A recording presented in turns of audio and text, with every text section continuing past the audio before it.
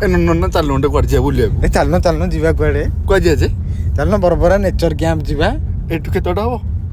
ହଁ କେତେ ବାଟ ହବ ସବୁ ଭୁବନେଶ୍ୱରଠୁ 120-130 କିଲୋମିଟର ହବ ଆଉ ବାଣପୁରଠୁ 30 କିଲୋମିଟର ହବ ଆଉ।